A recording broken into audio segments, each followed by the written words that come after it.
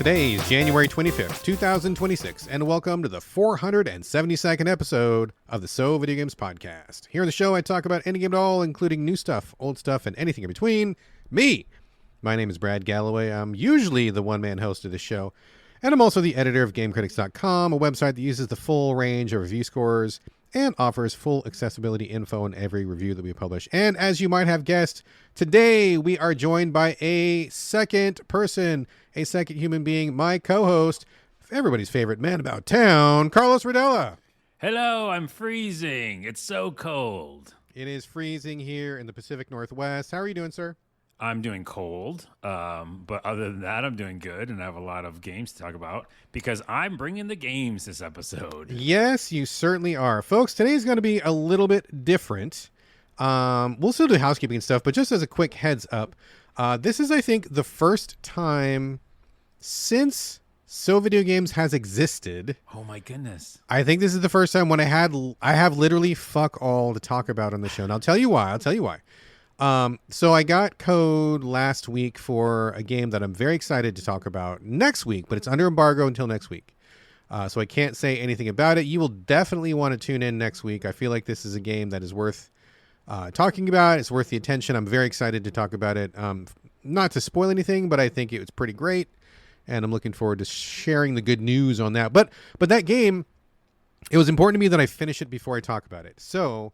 well, it's kind of wild. I mean, and also, to be fair, you had talked to me early in the week, and so I knew that you were coming on. So I'm like, okay, the pressure's off. Because if you weren't going to be here today, I would have found something. I would have scrounged something up. I mean, I wouldn't have come to the show empty-handed, but I would have got something. But my trough was empty for the show this week, so I'm really glad you're here, man. I have plenty of games because Yes. You know me. I play all the games. I know you play all the games too, but I think I play all the games more. I think you play all the other games. Okay, I play that's all what the it games. is. You play all the other games because we never That's it. sync up with anything. That's true. And by the way, it's going to be apparent today because I'm bringing gotcha games. Surprise. Surprise! So strap in, folks. Yeah. Oh, actually, we did get a question this week from superfan Karis, who is a great member of our Discord and good person, good egg all around. We talk about food and stuff. Yeah, you talk to Karis too, don't you? Yes. All right, here we go. Karis says, one of my best jobs was working in logistics for a medical supply company, boxing up supplies for patients, but also for engineers for service calls. Very satisfying to fill a box perfectly and leaving no wastage of space or weight. Perhaps adding a small pack of gummy bears for frequent patients or for those with a birthday. That's very sweet. That sounds like a very Karis thing to do. She goes on to say, leaving friendly notes for engineers to bring a smile, hopefully, to their face. It's the one weird Karis neurodivergent skill that I have that actually feels like a superpower in the way that TV shows pretend. There are lots of games that use this kind of satisfying sorting thing, unpacking, the title of the game, Unpacking, especially. Yeah. Have you had a job where you feel it would make a satisfying game or have any examples? I remember Carlos talking about stacking shelves when you talked about discounting on the show in a pleasingly whimsical way. So Carlos, since you are the guest this week, do you have any work experience or anything like Karis is describing where it's kind of like a game and it's kind of like an ability you have, but you're doing it in real life? Any examples of that? Any kind of job that you might think might make a satisfying game? I do. And hello, Karis, from the internet, who we talk all the time. So before you finish the question, I thought it was going to be like, which games are like that? Yeah. So I immediately was like Googling. No, she zigged when you zagged, man. She got you. I know, but at the same time, I zagged, and guess what I found? What? A game called Make Room. I don't know if I've heard of that one. It says it came out in August of 2025. I don't know it either. And it looks super cozy, and you make these rooms and like little garden areas and stuff. That sounds fun. So I zagged for the right reason. All right, well, we're going to look that one up. But any jobs that you might have had where it might make a good game? I had so many, actually. The one that sticks out is the one I think I've talked about on the show before, but I was a dairy manager at a grocery store. Oh, what? Have we talked about this? Did I say this? I don't think, no. I think I would feel like I would remember if you mentioned the words dairy manager. I don't think that's ever come up for me. Maybe that's the actual title, but I managed the dairy section in a grocery store. Really? Yeah. I mean, I've done what was that? Did you check all the dates and stuff? You bring out boxes Well, I'll of tell milk? you right now, and I'll explain part of why this is an answer. But I've done I don't know, 60 jobs probably in my life. It's like I've done a lot of jobs. Sure. Yeah. And people think that I'm just like a content creator or something, but no, I've done a ton of jobs. But I would say that one is because I actually found like relaxation and pride, like she was saying, and like organizing things. And so to answer your question first, it was kind of a hassle because you know how quickly dairy goes bad. Oh yeah, dude, all the time, every day. And I had to order stuff, and I had to guess at what we'd sell, and you just get that wrong every time, right? I mean, there was yeah. just waste all the time. So that part wasn't fun, like figuring it out and then like having to throw stuff out. Like that's terrible, right? But like organizing it, and you know, it's called facing when you work. Oh at a yeah, when you grocery put the store. label Yeah. forward, yeah. Yeah, and then also just pull them all forward because like you're never supposed to have it like spaces. All right and up to stuff. the glass when you're looking through the All window. right up, yeah. Yep.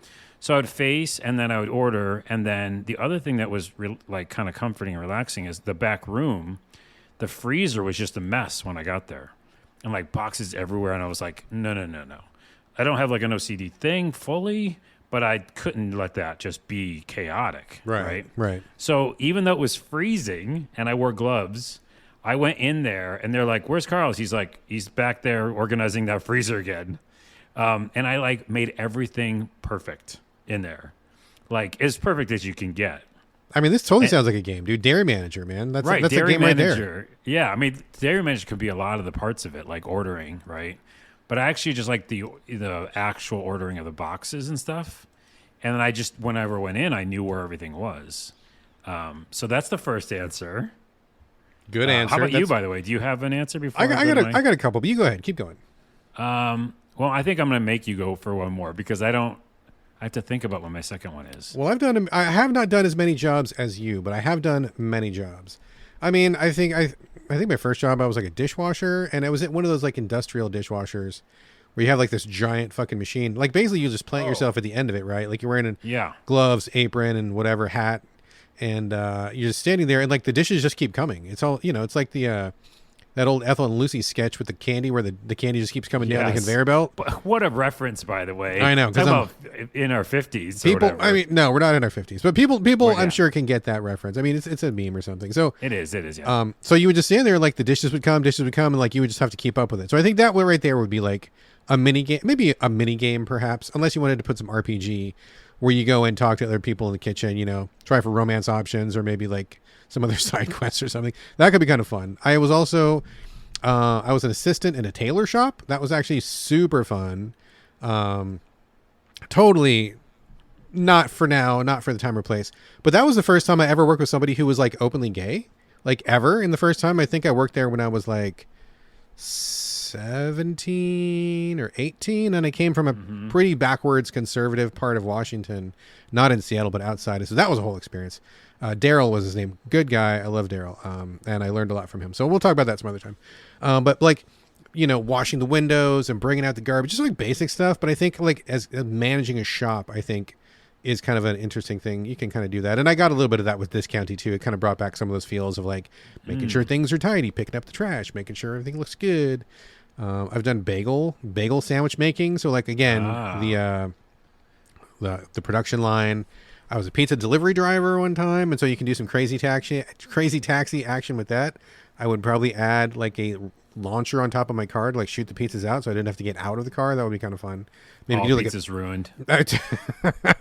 you could do like a Death Stranding / Paperboy / Crazy Taxi kind of a mashup. That might be kind of fun. Yeah, that would be kind of fun. Well, a lot of those are games, but like, did you enjoy them? Right? Because like part of the question was like, do you enjoy it? Okay, good call. Did I enjoy any of those? Because I didn't enjoy it because I could also put on Dunkin' Donuts because I worked there. Yeah. And people in Washington don't know what that is probably because it doesn't. I think they've all closed. There used to be Dunkin' Donuts here, Yeah. but I think they're all closed now. They're all over the world still, and then Yeah. New York is huge. But that was like hell. Like I wouldn't want to play that game. Yeah. Because it was really hard. Most of those jobs were not great. I do have a good answer though. Okay, what's your answer? I was just sparking the conversation. But my good answer, my final answer, is a job that I loved and would go back to today. Really? And by the way, side note, I need the money. So if I could make this happen, I would. Is I was the manager of a video store. Oh, interesting. I was the manager of 2 comic stores. Oh, I wonder what times. What mine was 2000s, like 2000. 2000. I think it was, no, mine was 1999. probably 90. No, maybe 98. Sorry, 98 Yeah, it to was like 2000. 98, 99. It was before 2000. We for were me. close, though. We were close. Yep, yep, yep. We could have shared, like, I don't know, something. We Yeah, would we I would bring you have some comics, you give me some videos. Yeah, I feel like that could be the same story. That could have been a thing. I took it over, not took it over, but like the owner just basically made me the manager, and then I just like would run it, and he would just be gone for long periods of time. Yeah, yeah, yeah. It was like those kind of small shops, you know. Same.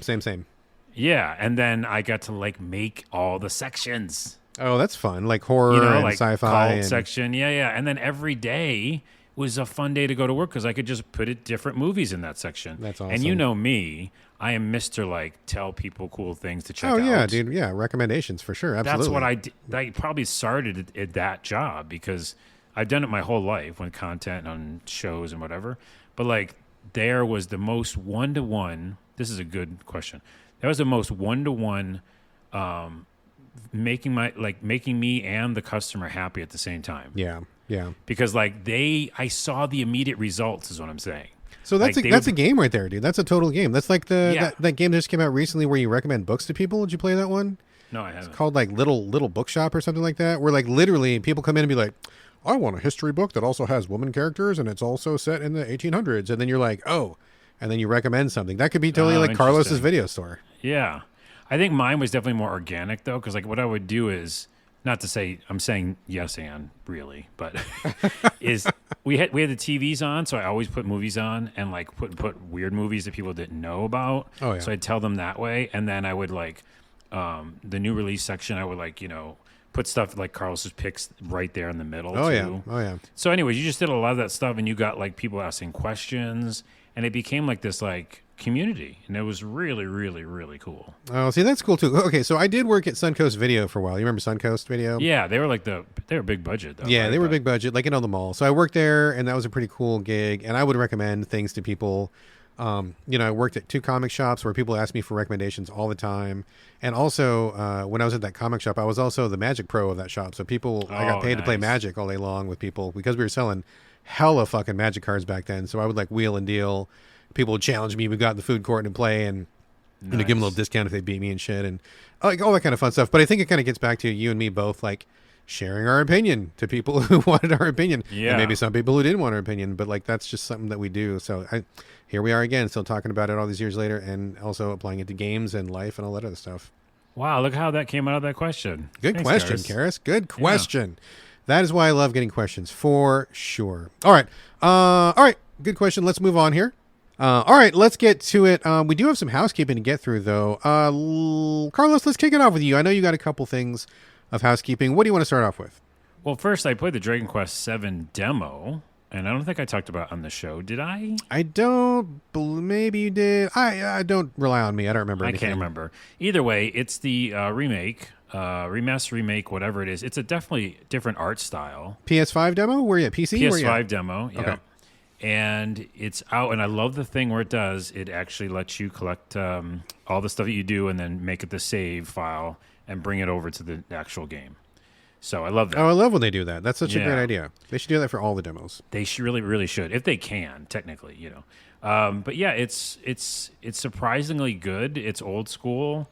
The graphics are redone. If you've seen it, they kind of made all the characters look like little miniatures, and I think it's based on actual miniatures that they just filmed. Oh, that's kind of cool. Okay. Yeah, and I thought I would hate it because it's kind of chibi style, but it fits the old school game very well. Like, And are they it's- on like little miniature bases? Are they like No, little statues, no, or they no. actually move? No, it's just an old school RPG. Okay, But it okay. just has that kind of feel to it. and Gotcha. I think they based the models on that. But they didn't switch to like board game style or anything. No, like that. not at all. Okay, If okay, just anything, checking. you just jump right in. It feels like, remember how we say a lot on the show, it's how you remembered it. Oh, You yeah, know? yeah, It's not what it exactly. looked like. Because those graphics for 7 were old school. So it just feels so comforting. It's like an old school, comforting Dragon Quest game, turn-based. You can see the monsters on the field. They might have done some quality of life stuff, that I can't remember from the original time I played it. But man, it's just relaxing and fun. And it's just relaxing. It's like It's funny that you perfect call relaxing. Dragon Quest VII old school, because I remember playing Dragon Quest. Yeah, yeah. Number one back in the Yeah. day. It's like, But Dragon Warrior, remember? yeah, Dragon Warrior Yeah. in America. They changed the name when it was available for the Nintendo Entertainment System back in Yeah. whenever that was. So it's funny to think that in fact, I think I still even have that cartridge in a box over here. Dragon Warrior, Dragon Quest 1, and now we're talking about Dragon Quest 7 like it's a golden oldie, which is Yeah. kind of weird. Time goes by, Well, right? I'm with you. I definitely played those too. And I didn't like them. Back then, I remember playing like Ultima. There's Oh, tangent yeah. number one for the Yeah. show. Okay. I played Ultima on the PC and Commodore 64 and stuff. And, those games had more like, I don't know, realism to me than a lot of the Nintendo games because the blocky graphics and stuff it just took me out of it in a weird way. And I know I'm Yeah. talking about Commodore, but like some of those PC games with like their VGA graphics and stuff and like their systems were more sophisticated. And so I came back over to Nintendo and played some of those RPGs and didn't like them. And I was like, I don't know, this feels limiting. Even back then. Yeah, no, I mean, I hear you for sure. I mean, we did the best with what we had back then, and those games had to walk in order for these other games to run. But Yes. definitely was a time and a place, and cherished memories, I guess. But also, I get why you might not have liked some of those. I think maybe more into like the Final Fantasy style. I remember playing Dragon Warrior, Final Fantasy when that came out, Final Fantasy 2, and that kind of stuff. So those were okay for me, but I was never big on Ultima.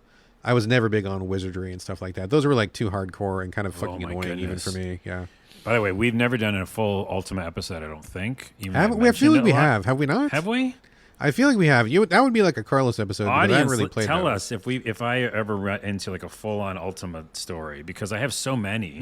No. We definitely have. We I remember must we've have. talked Okay. about it. We have. We've done this show for years, so Literally hundreds of episodes. Anyway, Dragon Quest 7 demo is great. I'm recommending it. I'm recommending the game, which comes out in a couple weeks.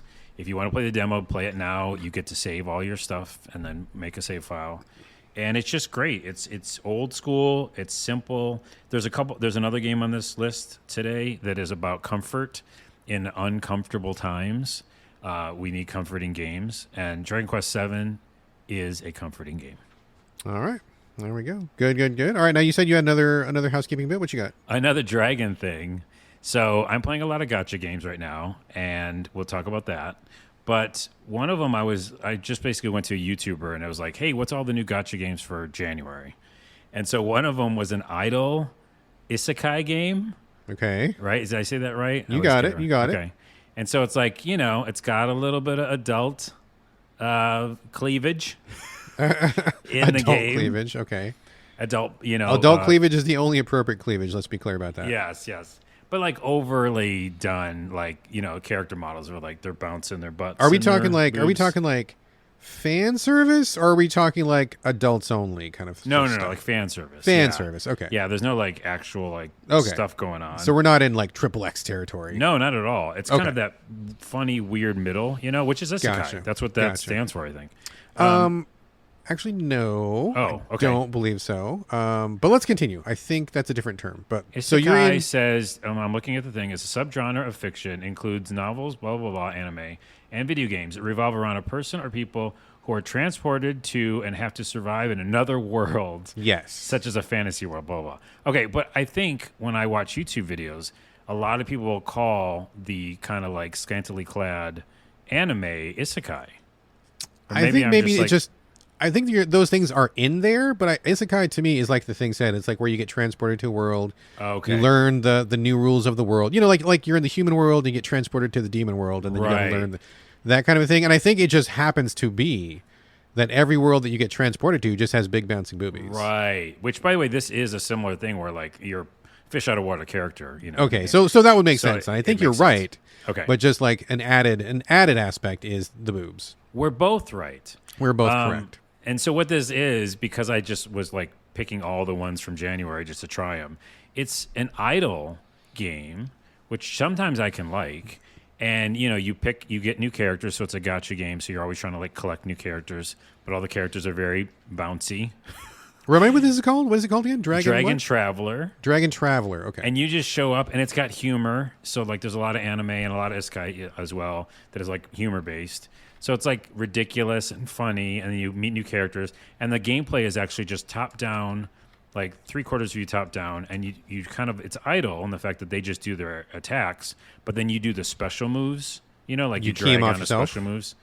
What was that? You key them off yourself, the special moves? Yeah. You actually Gotcha. like, use the mouse, and so I'm just playing it, and it's like it was like an hour later, and I'm like, whoa, I'm still playing this.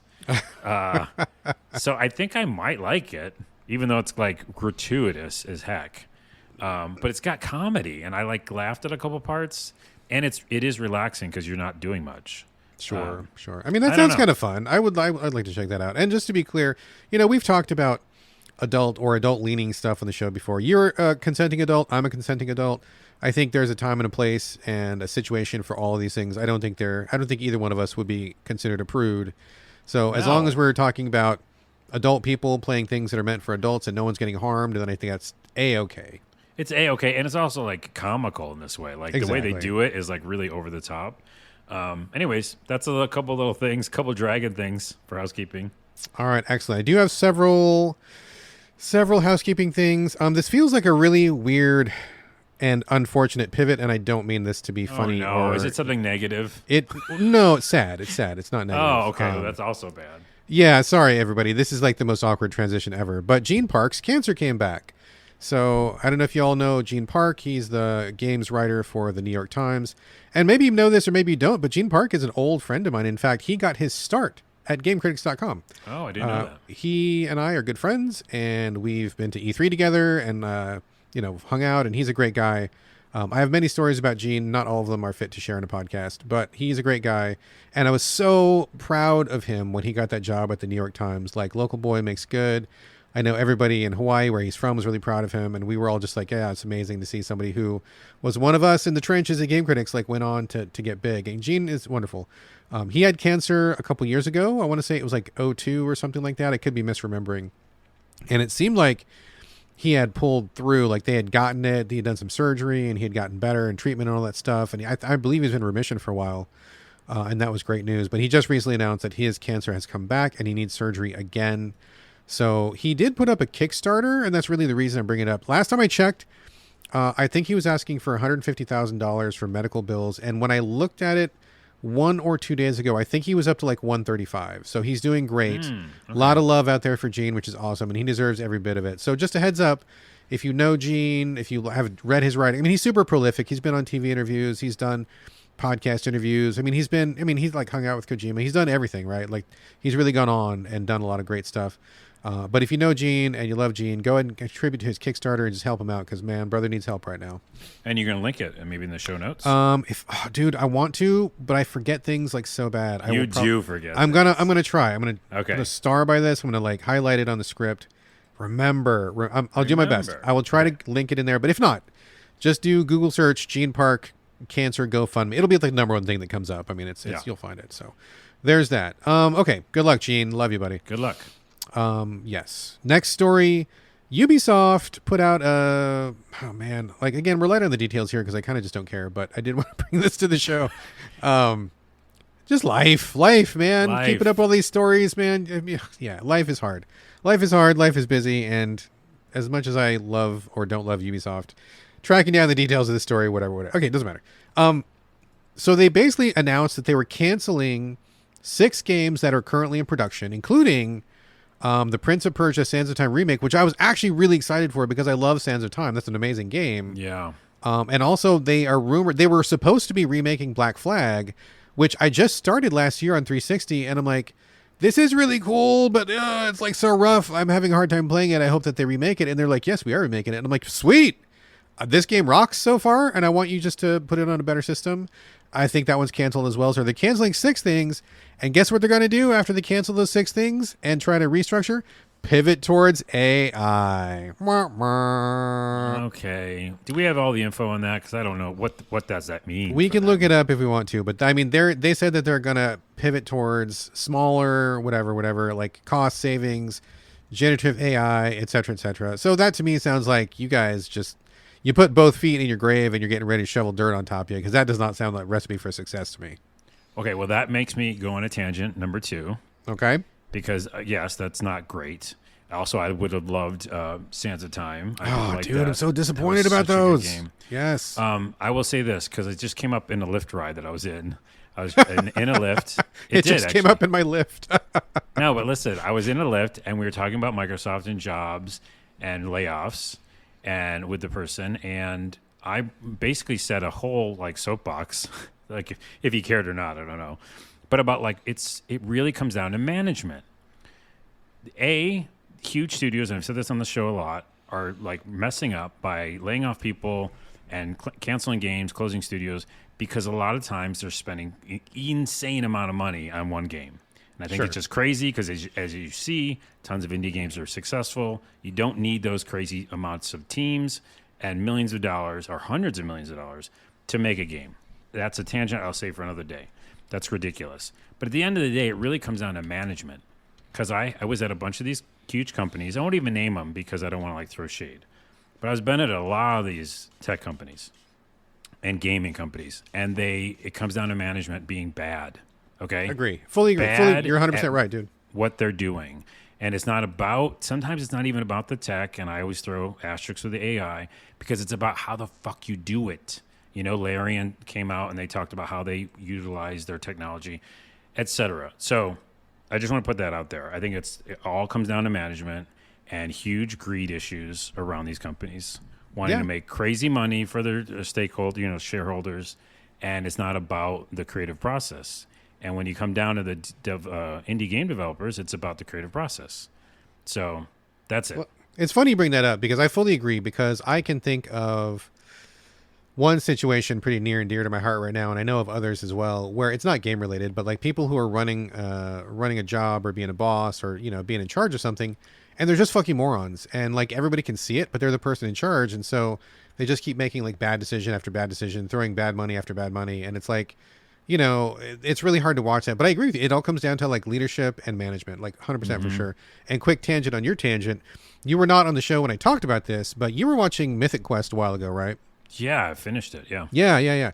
I actually me and the wife just started watching it like last month. We finished the whole season plus the DLC. I don't know if you saw those bonus episodes. Yeah. That's a great show. I love that show. It was way better than I thought it was going to be. We actually really loved it by the end. I didn't think I would, but I did. Yeah. And that is like a perfect example of fucked up leadership and people doing stupid shit all the time, right? Everybody watch that show. It's heartwarming too. It is. Did I talk about this on the show? But during like the height of COVID and the pandemic, and we're all like literally just home. Yeah. They had that episode come out. Yep. They had the COVID episode come on. They sure and did. I like cried. It was like powerful. It was. That show has a lot of really human moments and a lot of really touching moments. And it's really sad. It's really real in a lot of places. It's not all comedy. Like there's a lot of episodes that are pretty heavy, actually. The throwback episode, remember? Like the old school? Yeah, there's a couple of those, and those are all really heavy as well. Yeah, for sure. So also, interestingly, Ubisoft was really heavily backing Mythic Quest, and now we're actually talking about poor leadership in Ubisoft. So I guess that's a full circle right there. Full circle. Yikes. Okay. In other happy news, or perhaps unhappy, some of the developers who are working with Jonathan Blow, who I fucking can't stand. He's working on whatever new game it is. I forget it's called. It's got like an aquatic. Like a top-down puzzle game. I see. So, yeah, something like that. People have like left his studio and said basically fuck him because he's like a MAGA supporter and he's like actually racist and shit. So I don't have all the details, but there was a pretty lengthy interview given. I don't know, in one of the online places. I mean, if you Google John Blow MAGA, it'll come up for you and you can read. Hold all on, the how details. is this a happy story? You said it's happy. Not. I was totally lying. Oh, okay. I just lied. Sorry, man. I didn't mean to deceive you there. You definitely lied to me. Yeah. Yeah, that was a lie. Because I mean, I don't know. I think John Blow's had his head up his own ass for a long time. I don't like his games. I don't like how he behaves. And this, I mean, I don't know that it would have pegged him as being that kind of a person, but I guess that's what people are saying. He is apparently not treating his employees and partners very well. They left, and now they're spilling the beans on him, and they're like, "Fuck this guy." So, heads up on that. Heads up on that. Heads up on that. Just in case you were going to go work there or whatever. Jonathan Blow is a cock. Heads up on that. Just, FYI, be informed. Last thing, Microsoft, I guess. I must be out of it this week, dude, because I hear people talking about Microsoft Direct, and there was like some other thing. I watched it. I had like no idea it was even coming. It was not on my radar whatsoever. So like, what happened? Was it cool? Was it good? No, How was I mean, it? who cares? I mean, like, I get, me, Carlos is literally anti-Microsoft, essentially. But I want Fable. And so they showed Forza and they showed a couple other games, excuse me, and they showed Fable, and it looks fucking amazing. So, like, I still love the team working on Fable. I'm going to play the shit out of it.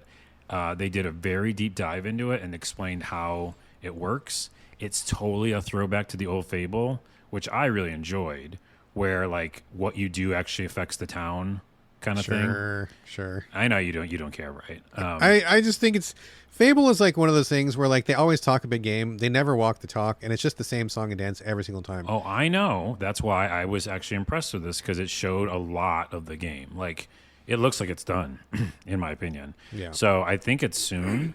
And again, I'll dust off my Xbox and I will fire it up for that game. Oh no, wait, never mind. It's coming to PS5. Oh, there you go. Don't need to so even dust I off don't the even Xbox. dust off the Xbox. But I'm gonna play the shit out of it. That's all I really cared about in that direct. They showed a couple other little things. I forgot what the other thing was, but yeah, it was just like a few games. Yeah.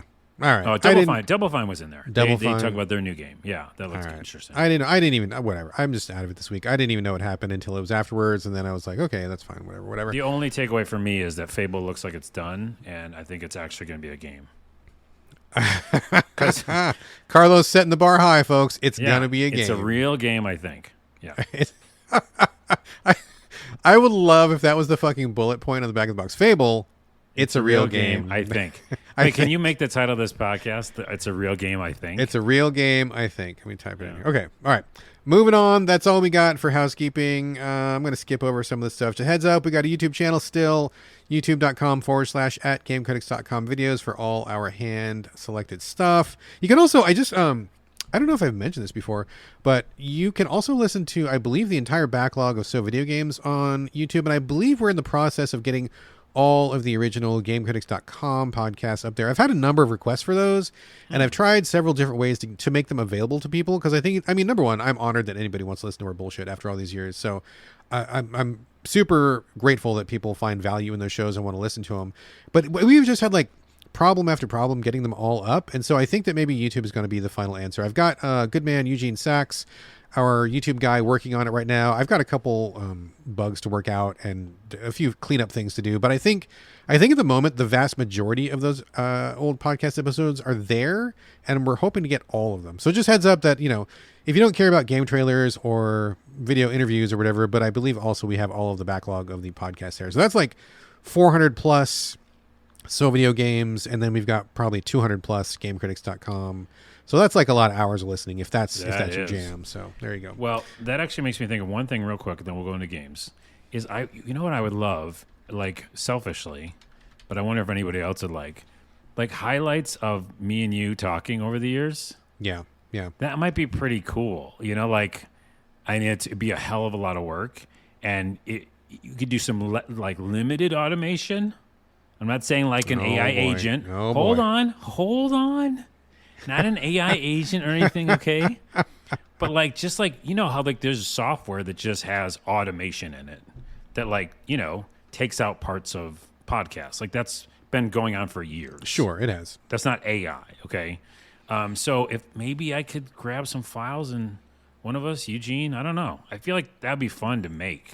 Go for it if you can. And I know that I want to say, oh boy, my memory's failing. Let me apologize in advance. I'm pretty sure it was in the Discord. I think it was Way to Go. I want to say it was him. It may not be him. If I got that wrong, I super apologize. I'm trying to dredge it through the dark, sticky mud of my memory, and I can't quite recall. But somebody made a supercut of some funny stuff in the past. I don't think it was specifically just you and I, but I think it was like GameCritics.com bits, and we might have been in there. I don't remember, but somebody out there did a supercut, and it was pretty funny. And there was actually some pretty cringe shit in there too that I was like, oh, I can't believe I said that. But yeah, well, that's maybe it is the fans and the listeners could maybe put something. Maybe if they've got nominations for like what they thought was funny, or maybe a memorable bit for them, they can send us what episode or what the topic was or something, and maybe we can put something together. That would be, in fact, Carlos. In fact, yeah, I'm glad you brought this up. In fact. Because, as I said at the top of the show, this is episode 472, and I think it was superfan Ron in the Discord who was like, oh, what are you guys doing for episode 500? And I'm like, nothing. But that's a pretty big milestone, and I feel like maybe we should. Maybe if you are in the mood to Okay. do something like that, that would be a good way to go. Because honestly, dude, I don't know. I just like I'm not much for celebrations in general, and I always feel like I don't know what's a good thing to do. But maybe that would be something fun to do for the big 500. I'm writing a note down. Okay, got it. Yeah, go for it. All right, cool. Speaking of 500, or actually just 50, I don't know if anybody cares. My birthday is actually next month, and I hit 50. Next month is the big 50. Oh, welcome to the club, buddy. I know. What are you at? Are you 52? What are you at? I just make up a number and You just make- say it. But I like say 40s, in my brain. And you're super late 40s. Yeah, some people say I can pull off 30 and 40, and like the coffee baristas say I can. But yeah, I'm 5'1". I'm 5 and then a 1. I'm 5'1". That's a very funny way of saying it. Yes. Okay, hold on. One more tangent, then we'll talk about games for sure, guys. Okay, I don't care. Whatever. And We're just gals. talking. It doesn't bother me. I went to. It's so stupid. They make you do an over 50 physical. Like, okay, you're over 50. A bunch of stuff's probably going wrong with you. Like, such a Debbie Downer idea. Sure. Yeah. And they're like, you have to get all these new scans and stuff. We have to check your insides. And so I have all these appointments coming up. But at the regular physical, they did just a height test, height and weight. Mm-hmm. And I shrank. Did you? Yeah, that happens. What? That happens. I don't believe that happens. How much did you lose? So last time I checked, I thought I was 5'11". I've said 5'11" my whole life, actually. Have you? I don't remember you being that tall. Yeah, well, on all my stuff, it was 5'11". I mean, you're taller than me, but I don't remember you being that tall. Well, I was for a very long time. And then at some point, I guess I was 5'10". So they said I was 5'9". Oh, shit. You lost like 2 inches, dude? Whoa. Well, I lost 1 inch. I think I lost 1 inch. 1 and change. Yeah, 1 and something. And I'm like, that seems wrong. That cartilage in your spine is like losing elasticity, buddy. Okay, why did I bring it up? Moving on. Let's talk about video games. Moving on. Just a quick shout out. If you like any of the shit we just talked about, and I don't know why you would, you may want to throw us a buck on Patreon. All the costs of this show and sister site GameCritics.com are paid for out of my pocket. And if you love this stuff, I mean, I'm hoping you're laughing. Yeah. If you're laughing, chip in and help us keep this thing running. If everyone listening would chip in just $1 a month, just one, every expense will be covered, and if you can afford it, I would appreciate it. Are you chipping in, Carlos? Are you contributing? Oh my goodness, I'm not. Wait, You're not. I think I'm on auto rotation for it. I'll double check. Okay, check your auto rotation. I think I mean, like like you set things up and you forget what you paid for. Yeah, That's you our have, like, whole those life subscriptions. now. That is. They count on us for getting those subscriptions, dude. They actually do. Oh yeah, let me go ahead and I'll make sure after this that I am, because I think I am. Okay, do that. And what else am I talking about? No circle Games. backs this Let's week. talk about games. Fuck. Jeez. Which games is really the question. So we talked about Dragon Traveler.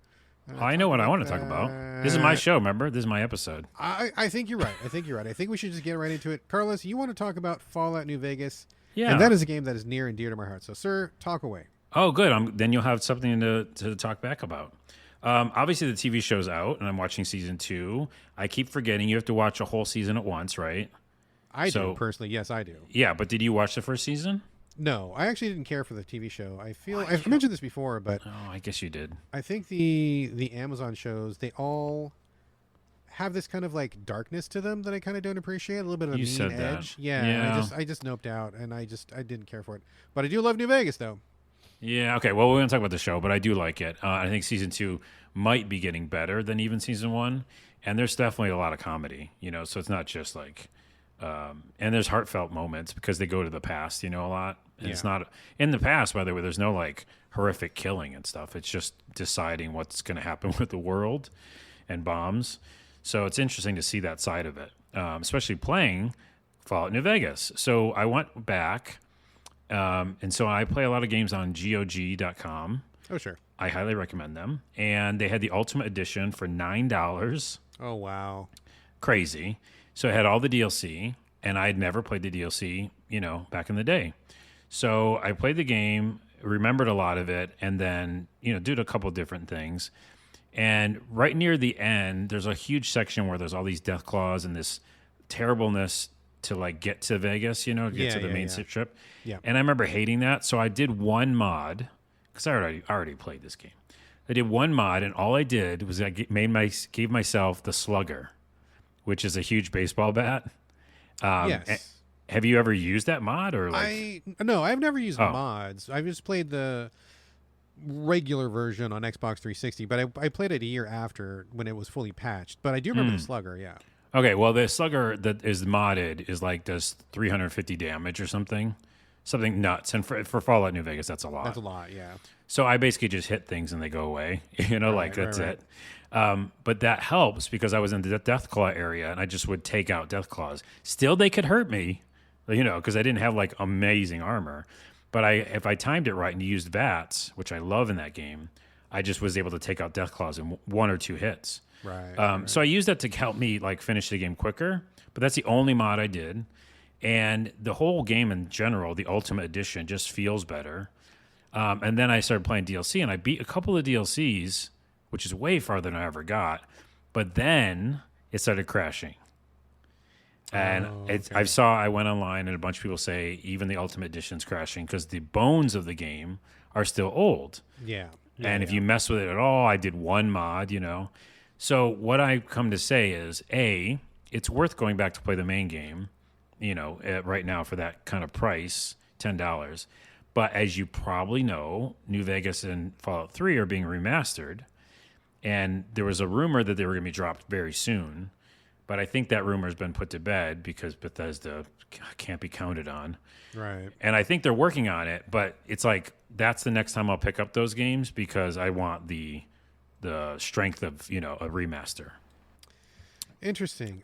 So to me, Fallout New Vegas is the best one. I know that there's been several Fallout since then, but just none of them have ever measured up to what New Vegas was. I think I've played it twice, I believe. I was going to ask, and when's the last time you played it? Because I just quite a played while. it. Quite a Okay. while. But I do remember playing it twice, and I was really excited. I waited for it to get debugged and stuff, and it was really worth the wait. But I remember that one just being the best for a variety of reasons.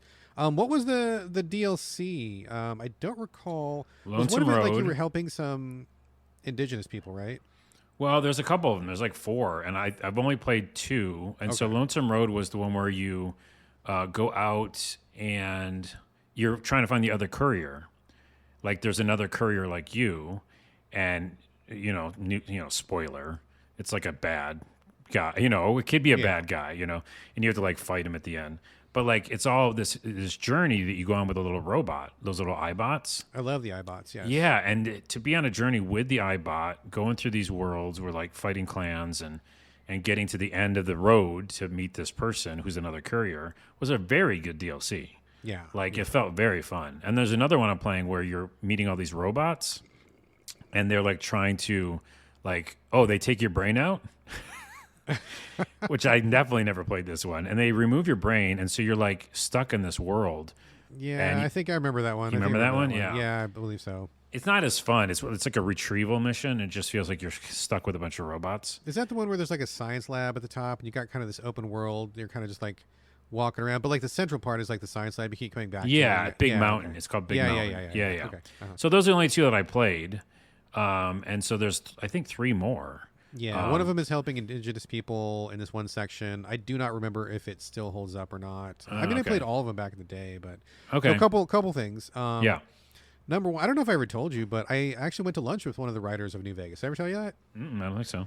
Yeah, cool. he was in town, and he was working on one of the Undead Labs games, one of those ones. He came in to be a support writer for what the hell is State of Decay. State of Decay is what it was. Which And I so- worked a little bit on social. Did you know that? I did. Did you? I don't remember. Yeah, you I doing did that. social media for State of Decay for a little while. Oh, okay. And so I went to Undead Labs at that time. They invited me over to see an early build, and I don't know how it came up. We were talking about whatever, and they were like, "Oh yeah, a guy over here worked for New Vegas." I'm like, "What?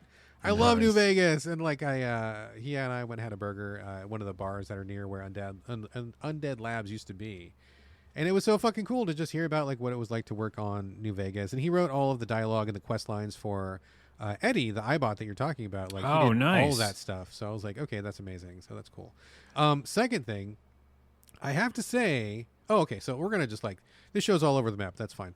After you came on the show, the Game of the Year show, and you talked about what was your number one game of the show? It was the mushroom one. What was the mushroom? Avowed? Avowed. Yes, Avowed. Yeah, which I wanted you to go back and play. I did. You? I went back and played it, and it just did not click for me.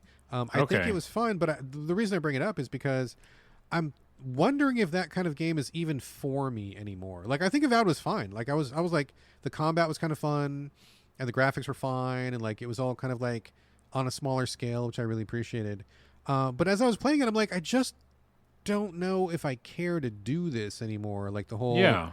search every environment for like stuff to pick up, and then you kind of wander around. I don't know.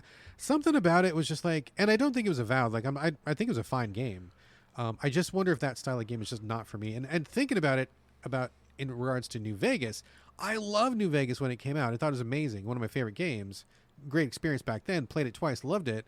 But would I like it now? Would I get into it now, or would it be like, same game, but I'm just kind of over it? I kind of wonder about that. Well, I'm here to tell you, I think. Tell me how I feel about that, Carlos. Yeah. Fill me in on me. Yeah, because we have similarities and then we have differences. But I think this one we have a similarity on because why you probably like New Vegas the best, because I still like, I can't remember if it's 3 or 4. It's probably 3.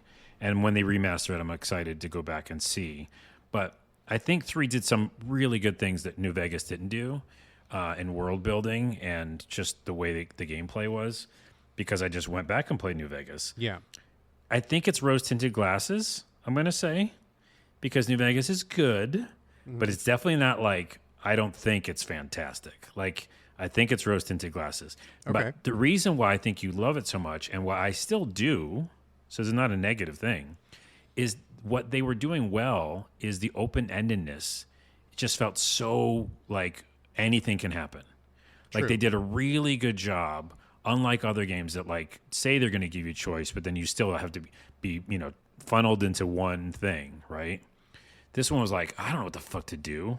I'll go this way, It really felt like a place where you could like make enemies, you can make friends, you could get companions of all sorts.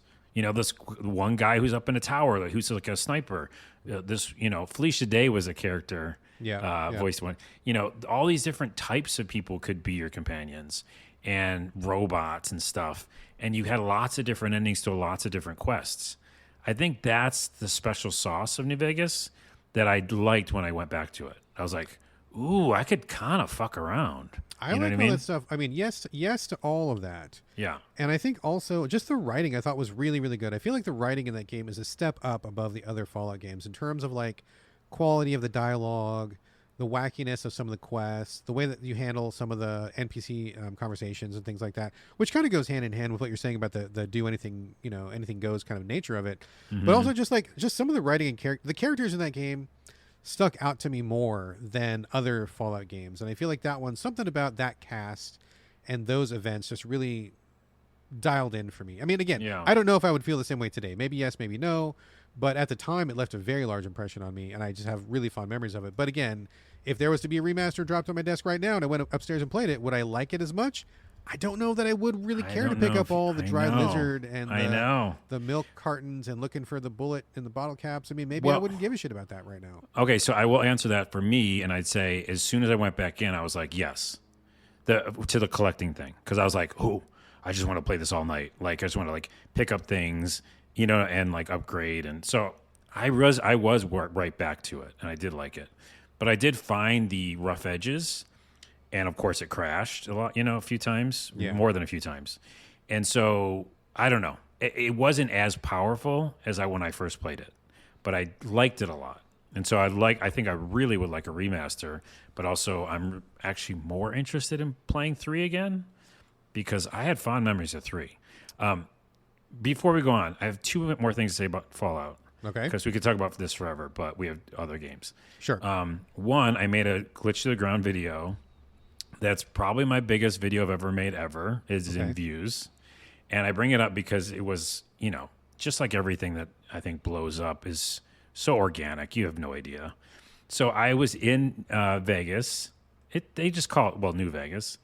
And I haven't been there for a while. And as soon as I come in, and you see if you remember this guy, there's a stand-up comedian doing comedy.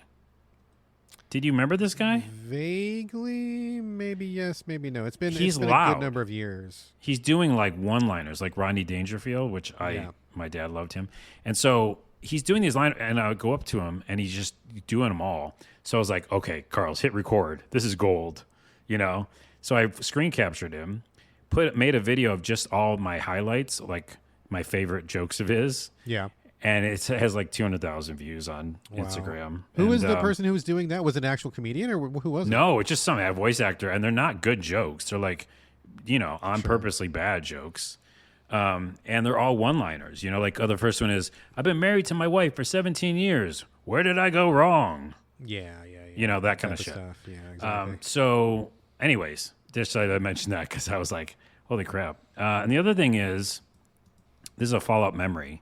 Because you said, like, we were talking about realism and New Vegas having a lot of realism, and maybe 3 and 4 maybe having less. Fallout 1, and I think I've told this story on the episode a long time ago, but Fallout 1, which I played when it came out, because I am 5'1". The original isometric top-down Yes. PC back in the day, yeah. The original. Also had very interesting and funny and good writing. Yeah. And that was the key, I think, to that game is like, whoa, this is a dark world, but it's actually funny. And, there's consequences. And so when I went into this one house one day and I was like blown away this happened, I was stealing, as you do. As you do. And I was just looting everything from this house. And I think the husband came home. I mean, the guy came home. I didn't know his husband at the time. And he attacked me. He just like went in aggro mode. And I was like, fuck. So I had to kill him, Sure. Then his wife came home and she aggroed. So I had to kill her. Uh-huh. And then as I'm leaving, the dog came home. Where and was I had the to dog? kill the dog. The dog was at work and he came back. Yeah, it was out. No, but the dog came in and literally the dog attacked me. Sure. And I was like, well, I can't die. So I had to kill so I killed the whole family and their dog. The entire family. And guess what I got? Pants. I was going to just something stupid. They were better pants. They were like pants plus one. Pants plus one are pretty good. It's one of my favorite stories. It's like the dark story, but like that kind of like anything, the emergent stuff was showing up back in Fallout 1. I need to go back and play that. I believe I bought it on GOG. I'm pretty sure I have it because GOG, I'm sure everybody knows this already, but they do all the patching. They're so good. They just do it all so you don't have to fuck with it. They do all the patching on their side. And so you just buy the game and it's got like the best version and all that stuff. Yeah. So I actually have a pretty good a library going on GOG despite the fact that I never fucking ever play PC games, but I'm like, "Oh, Fallout 1. And I'm going to play that someday. I should buy that on GOG and I'll just have it for whenever I'm ready." But I don't think I've ever started it. They will remaster it at some point for console. Yeah, they must. I really want to play that. You should do one because I would like to see if that same kind of thing happens if you start looting. You might see my thing that happened again. I'm sure it would. Okay, let's move on to Moving on. You want to talk about next Arknights Endfied. I will say I've been inundated with PR about this game. They really, really want me to play this game. They threw a bunch of codes my way. And talking about this, I've got like 5 or 6 emails about it in my inbox, and I don't even know what it is. I'd never heard of it, and I wasn't sure what was going on. And then here you are, want to talk about the show. So I am very curious to hear what you have to say about this one. So gacha games, I have a hate-love relationship with. Mostly love right now because I'm into them. And in general, what you do in a gacha game is it's lots of times they're action-adventure, Genshin Impact. I use that as a kind of a baseline. Action-adventure, you're running around, destroying things, but then you're also collecting tons of resources and loot and currencies, and then you're unlocking characters. So you do like try to get the character you want, or just like you get a bunch of free characters, and then those characters you play in the game. That's the gacha mechanic in general. And there's a campaign, usually a main story, and then they do kind of like seasons. So it feels like, and we'll talk about this later, but gacha and MMOs are very similar. Where lots of people are playing them. You can play together if you want, with friends. And then you can just play solo. So I can see the connection there for sure. Yeah. So I'm like, I love that thing, and I keep searching for the best one. And Wuthering Waves, for me, is probably the best one at the moment. And I do like that game a lot, and I played probably 80 hours of it or something. Okay. But I was looking for a new one, and Arknights was coming out, and it came out for PS5 early. if you paid $10, even though it's a free game. Wait. Let me hold on. Let me ask you a question. Yeah. So I know that most of these, I've played a couple of these. I did play some Genshin Impact for a while. Yeah. I did play, what's the one with the Infinity Nikki? I played some of that Infinity one for a while. Nikki, That's yeah. kind of fun. But so, I mean, obviously these games are designed to like get you into their ecosystem. They want you invested because you've got all the outfits unlocked, you unlocked all the characters, you spent the money, and they want you to stay. But you seem to be kind of immune to that. Like you kind of get into all these and you dip in for a little while and you dip out. I mean, do you not feel compelled to stay with one? You don't feel like invested, or like what's your mentality when you're going through these? Well, I'm essentially what they call mostly a free-to-play player. So lots of times you'll start these games and they want you to spend money. But if you don't, they do a pretty good job of like letting you just keep playing and like unlocking currency by just playing the game, you know? So because of that, I don't like totally invest in like monthly passes and things like that that would keep me there. And so it's easier for me to jump out. But also I'm constantly searching for the one that I want to stay with, because I do want one to just be like, all year I'm playing this. You know, so this you are looking for one to really sink your teeth into, but you just haven't found the right one then. And I'll tell you this, the only reason it's not Wuthering Waves, if my friend's listening, because I talk to him about it all the time, he plays all the time, is because it's already in like season 3, and I want to start one at the beginning. What are you missing out by jumping in at season 3? Is it like, did you miss some characters, or like what? No, it's the story, it's the campaign, and there's so much you have to go through to get caught up. And so like right now in Wuthering Waves, this is just the gotcha podcast.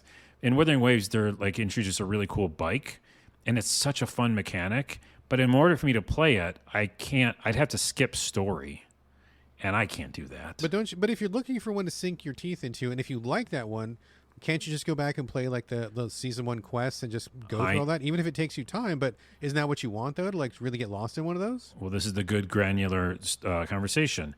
I did all of season 1, or chapter 1, or whatever it's called, and I'm in 2, which is fucking forever. It's so long to get to 3, so I still might go back. Okay, asterisks. All right. But a lot of these gotcha games, not great writing.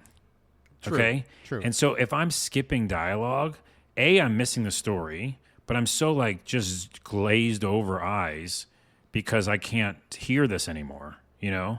So I think that's the biggest problem. I want to be invested in the story. I want to like actually like, you know, like the fact that I'm learning these things. And Wuthering Waves has some good stories, but that's my main thing, is it's going to take me like months or something to get caught up. I feel like it's going to take forever. Anyways, let me get back to Arknights, and that's brings me to that. Because Arknights just released. And that was like music to my ears. I'm like, I want to play a game that just came out. Getting in on the ground floor. So a bunch of things I liked about it, and a bunch of things I didn't. But I did like the fact that I got to get in early. I played the crap out of it for a very long time. But Arknights Endfield, that's what this is called, the developers made a game called Arknights, and it was a tower defense game. So what they did is they made this game, like Genshin, action RPG, but then they added base building. So all the base building stuff is confusing as fuck. That's what I've heard. It's terrible. Yeah. It's fucking terrible. Like, I would never want to do that ever. Then they added a fucking stock market. No. Okay. Who wants that in their game? Right, you're out too, right? Yeah. So once I finally got to those missions, I was out. Like, I was like, maybe come back when they patch it and they take that out or something. I don't know. Let you skip it at least. Yeah, it's like, it's very long tutorials, and it made me very, very upset because I'd already invested quite a bit of time.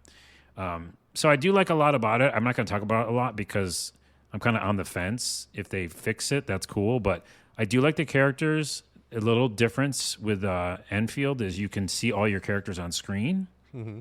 So if you remember Genshin and all those games, lots of times you're switching characters. Yeah, back and forth on the fly. Yeah, on the fly. And this one, like, they're all on the field at the same time, which to me is like an old school RPG and you know, an RPG. And I love that. Yeah. So there's a lot to like about it. And the other thing that it's kind of like, you take it or leave it. But if you're a furry and you love that, leave it.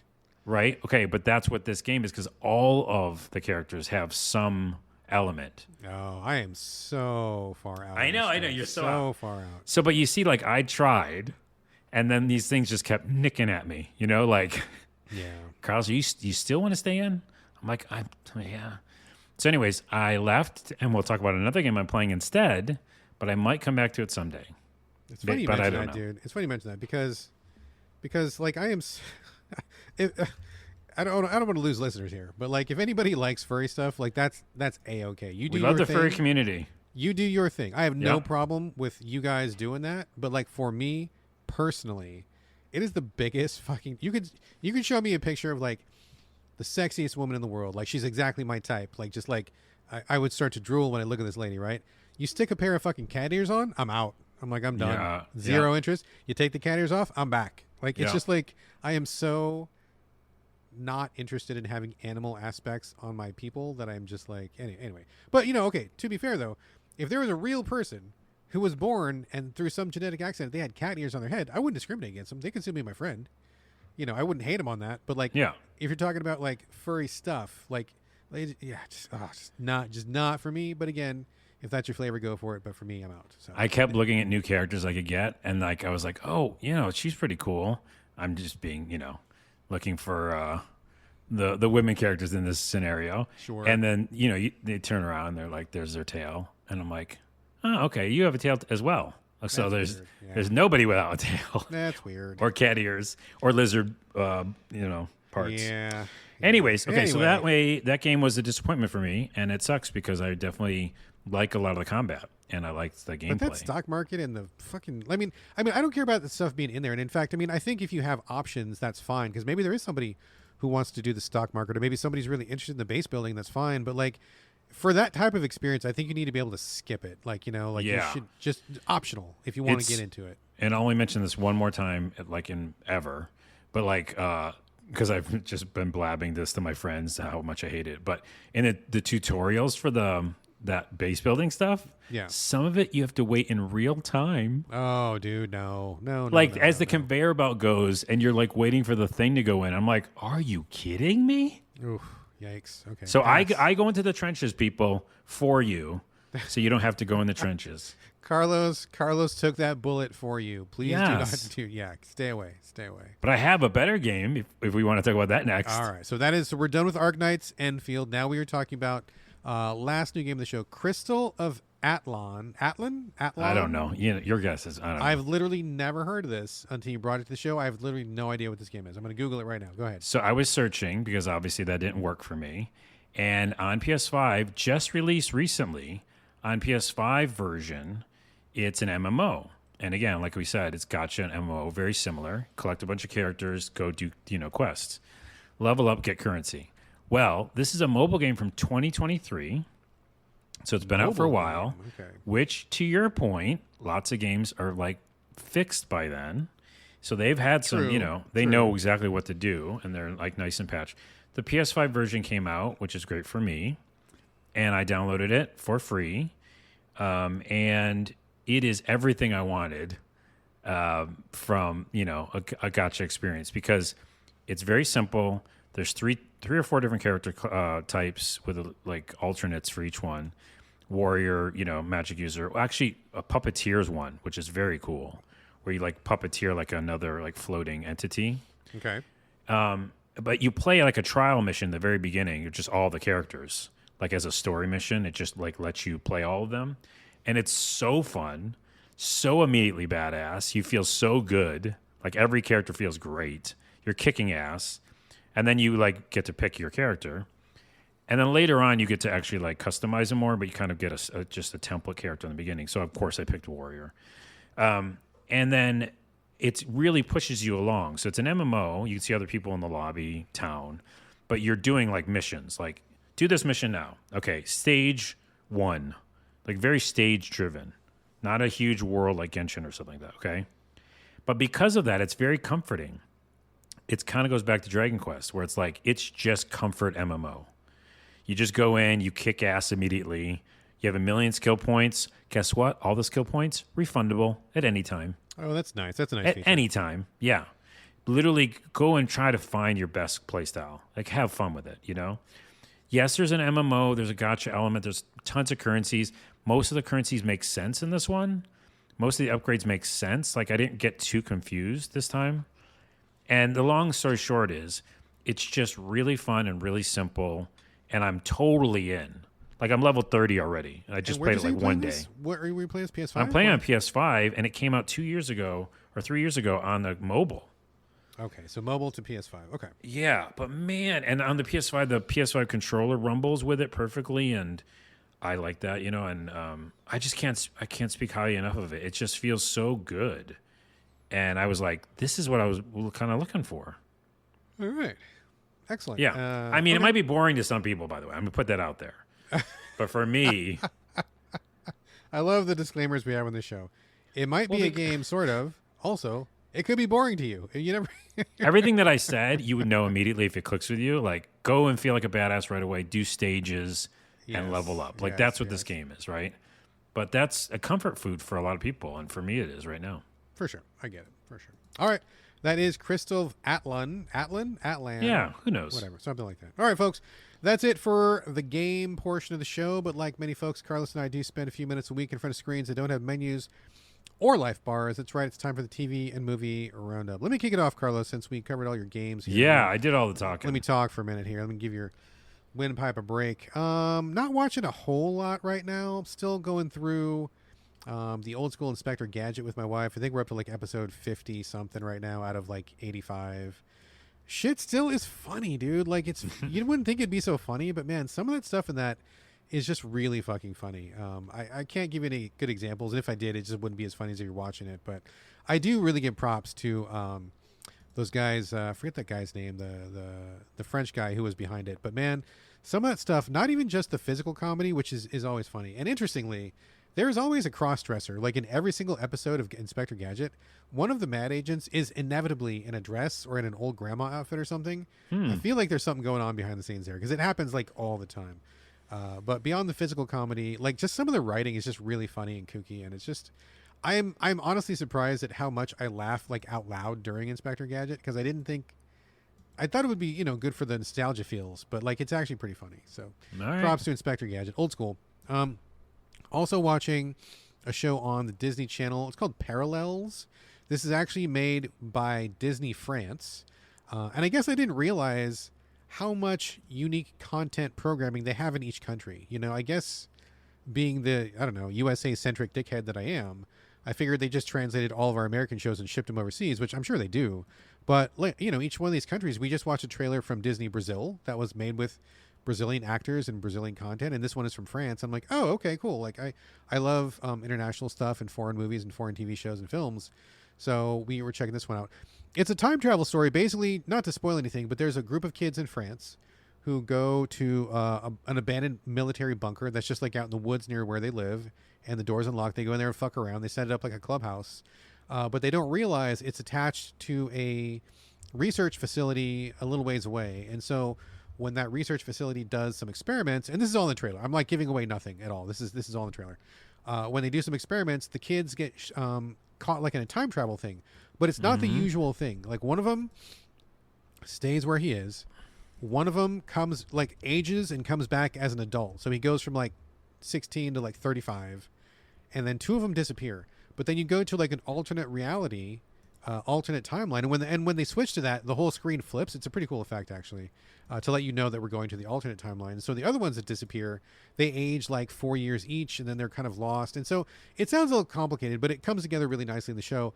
But the thing that's fun about it is like it's they totally sidestep all of the usual tropes of time travel, where they're always like, oh, don't say anything because you could change the future. And they're all like, fuck that, I hate my future, I'm changing this.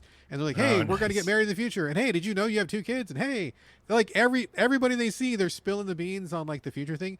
It's really funny, and it's really refreshing to see somebody who just avoids that whole trope, because every time travel is always like, don't touch anything, and the butterfly effect, same old shit. But they throw that on its head, and they do the exact opposite. And I think it's also funny that they talk about, well, don't change your future. They're like, but our future sucks. We want to change our future, so let's fuck shit up now. And so things are different in the years to come, which I think is just really refreshing. But do they show what happens, or no? Do they not get yet, to that not part? yet. They're still kind of like in the present time, so we don't see the ramifications. There's only one episode left, and so we're going to see what happens. The ramifications are like, it's like Homer, where like everything's raining donuts, and like they really fucked it up. I would not be surprised, but it's pretty cool. It's family appropriate. It's a little bit slow going in the first couple episodes, I guarantee, but it's also French. We turned it to French dialogue because it was dubbed, and it just was weird that it was dubbed. Like we're going, no. We put it back to the original spoken French and we're reading the English subtitles. I think it works better that way. The voices seem like they're a better match. But anyway, that's a pretty fun show. Yeah, pretty digging it. Like that a lot. The other thing I'm going to talk about is a movie called Caught Stealing. This one just I started and didn't finish it, but I want to hear about it. You were smart. You made the better decision. Okay. You did right there, Carlos. I should. When he got hurt, is when I stopped it. I don't know why. Yeah, okay, I didn't like that. The whole thing sucks. So like this stars Austin Butler, who I know from Switched at Birth. He was on the first couple seasons of that show. He's done some other stuff. And this is directed by Darren Aronofsky, who I wasn't super familiar with. I did not see his... The Swan? I didn't see The Swan. I know of it. Oh, my goodness. I didn't see The Whale. I didn't see... what's his first one? It was about heroin or something, wasn't it? I don't know. I just saw The Swan, and it was very powerful. Yeah. So we started watching this. This movie's fucking terrible. I want my 2 hours of life back. I feel like I wasted 2 hours of my life. Oh, you finished it? We got about halfway through, and by that point I was hate watching it because I just was like so mad. And it was just like the main character had no personality qualities other than he liked his mom and he liked baseball. Like literally no other qualities. And you didn't give a shit about anybody in the movie. It was a bunch of random stuff happening. Just really like no cool action sequences. It wasn't funny. There was no jokes. It was just like 2 hours of like this guy getting into trouble with these criminals and just like dealing with the situation in the way that any normal schmuck would. And it was just not funny or cool or cute or sexy or anything.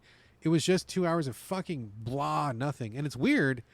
This must be a total vanity piece because I know that Darren Aronofsky is a pretty well-known name in Hollywood. And there was actually a lot of pretty famous people in this movie, and I feel like he was probably calling in a bunch of favors from all of his friends. Yeah, he must have been calling in favors because there was like people in this movie where I'm like, why are you in this movie? What are you doing in this movie? Like, what's going on? But none of it was good. None of it was fun. Waste of fucking 2 hours. I just say this to warn people, don't watch this movie because the trailer is cut to make it look like an action comedy. The trailer is actually very misleading. Yeah. We chose this because we were looking for something light and fun. I don't know, like a Rush Hour kind of a thing or like, just like something on the lighter side. It was 100% not that. And we felt very fooled by the trailer. I was pissed off. So that was a waste. So anyway, don't watch Caught Stealing. Waste of time. Carlos, what do you got? Well, and also I want to pivot and go to something not negative because that is negative because it's not good. Pivot. But you were speaking of time travel. Yes. Which got me thinking of time travel movies, which I love. And I'm going to check out Parallels. Is Primer. Do you remember Primer? Primer? That does not sound familiar. Okay. Fucking put down Primer in your little notepad. I'm going to look it up right now. I actually do have a notepad, by the way. Probably the best, but most confusing, but also realistic time travel movie that will mess with your brain. And I know the ending, and I still get confused when I go back and watch it. And I go, oh, that's fucking cool. I think it's Spanish, I want to say. That's a bonus for me because I do like foreign films. Okay, I see it here. Primer 2004. Got it. No, I'm sorry. It's American Independent. I thought it was Spanish. Two engineers, blah, blah, blah. Written and directed by Shane Carruth. Maybe I was wrong. No, never mind. This one's not Spanish. There's another one that is, I think. Okay. Anyway, so Primer is cool because it's just cool. I'm not going to say anything about it. There's a box and it's a time machine. Blind?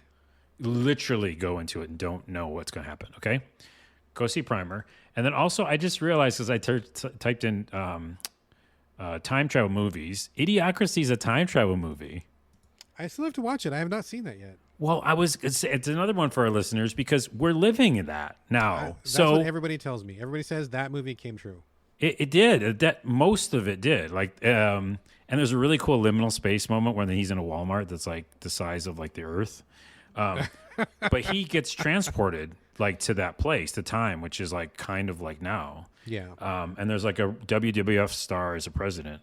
So, holy shit! Watch that movie. Here's an interesting factoid. Did we talk about this? Did you know that Crocs were the first movie Crocs appeared in was Idiocracy? Oh. The costume designer who was working on this movie needed shoes that seemed futuristic and also fucking stupid. They needed something that they thought no one in the world would ever wear. That's perfect. That looks so dumb. And they're like, hey, check out these Crocs. This is exactly what we need. They put Crocs. That's the first time you will ever see them in any film because the company was brand new at that time. And so everybody is wearing Crocs. I'm wearing them right now, actually. Well, there you go. You're an idiocracy. I know, I am. But it's just really funny that they're like, no one's ever going to like these. These are terrible and ugly and stupid, and yet they're like hyper popular because they are just so comfortable. So Do me a favor, dude, and go back and watch that. it's on my list. It's on my list Okay. for sure. And then last thing I'm just going to mention is safety not guaranteed, because I just looked at the list and I was like, which ones do I like on this Is list? that a time And travel movie as well? yeah, it's such a quietly chill time travel movie that I remember loving. What's the gist of it? Just without spoiling. I'm not what's going to say anything. I don't know. I don't remember. I don't remember. Mark Duplass is in it. Aubrey Plaza's in it. And I liked it. It was like quietly time travel. Safety not guaranteed. Like chill time travel. All right, I'm writing 91% on Rotten Tomatoes. That's pretty good. That's pretty good. Moving on to my Moving on. movies. Yes. And then we'll wrap this train, not rack, Bring this but train into the station. Is I enjoyed, and I already hear what you're saying in my head. Uh-oh. You're going to be like, ugh. But I like The Rip. What? The Rip. It's Matt Damon and Ben Affleck doing a movie for Netflix. I don't even know. haven't even heard of Okay, this. well, I did feel like you wouldn't like it for some Oh, reason. wait. But, Just I don't want to disappoint you, so okay. there you Thanks. go. But honestly, Thanks. I don't know what this movie is. It's just them doing like a Netflix movie, so a smaller movie. It's kind of like one location movie where like they're cops and they're at a rip. They call them the rips, where they find money in a house that could be stolen, and then it's all the kind of like mystery around who's the good guy, who's the bad guy, who's the good woman, who's the bad woman, who's in the situation that you can trust, and it's like you don't know until the very end, kind of. And it just, I think it was done really well.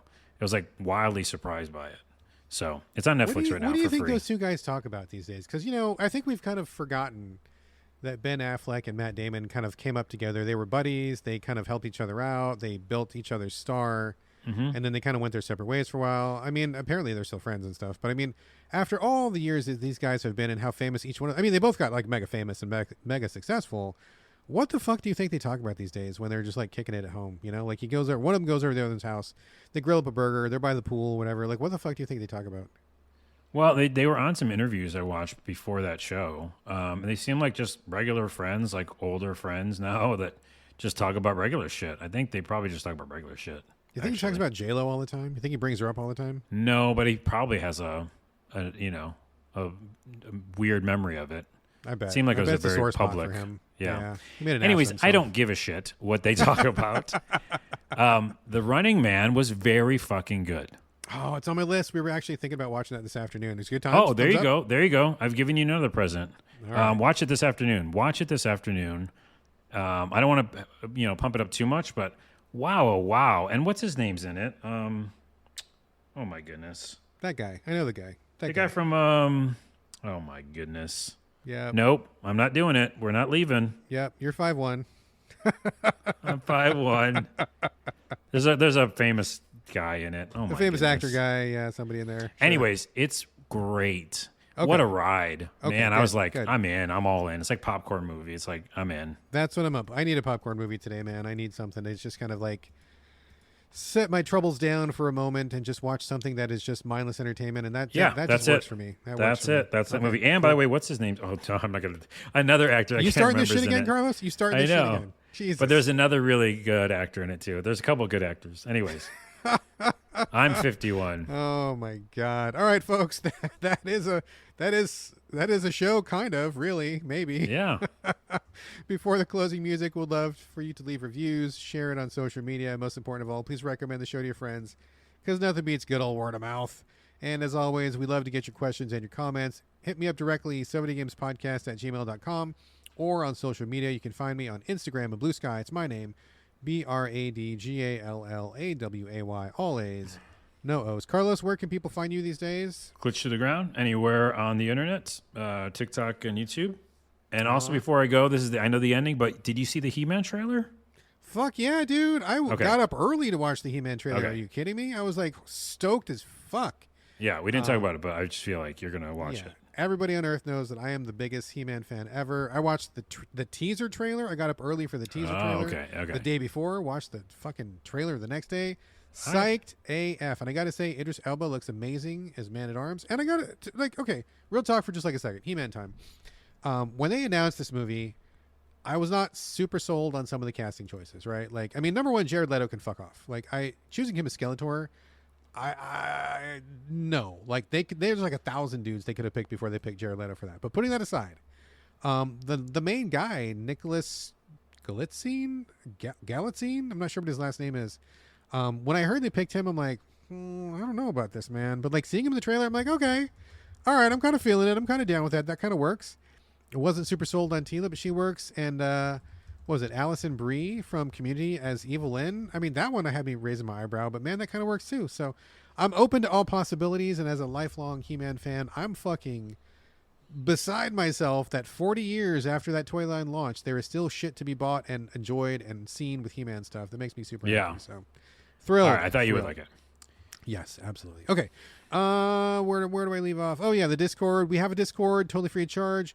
Drop me a line and I will get you on board to continue the conversation. And finally, if you would like to support the show and help with the cost of running this very podcast and also sister site gamecritics.com, you can do that over at patreon.com/the So Videogames podcast, because every single dollar helps and a euro helps that much more. Folks, that is episode 472.